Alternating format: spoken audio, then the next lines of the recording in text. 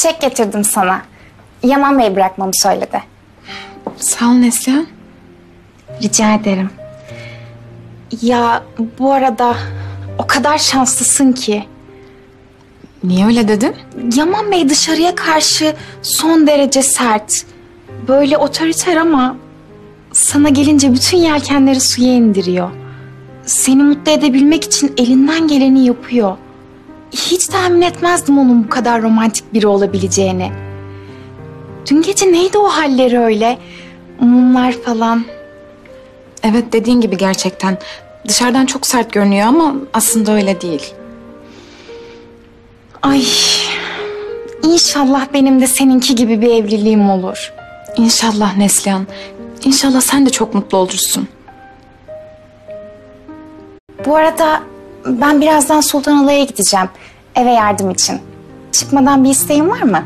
Yok sağ ol. Selam söyle. Arayacaktım, onları da bir türlü arayamadım. Bugün arayayım bir. Tamam, söylerim selamını. Neslihan. Ya bir isteğim yok dedim ama senden bir şey rica edeceğim. Tabii, ne istersen.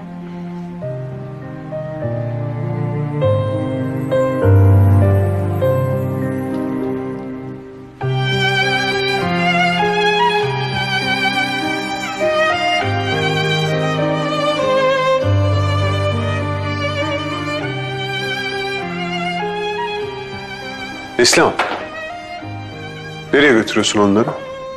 Yatağınızın nevresimlerini yeniledim Yaman Bey. Bunlar da yukarıda fazlalık kalmış. Seher Hanım bunları da yıkamamı söyledi.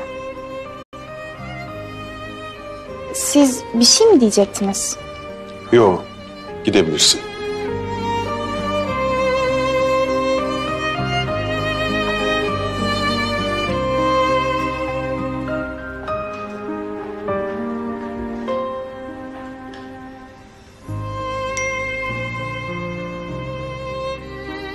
Toplantım var demişsin. Umarım bugün yapmak zorunda kalacağın kadar acil değildir.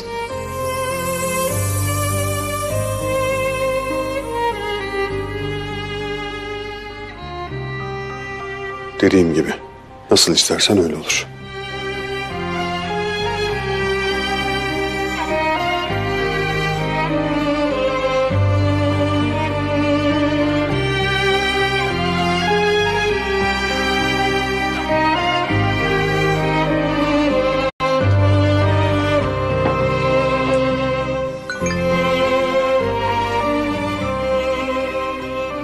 Dediğim gibi sen nasıl istersen öyle olur.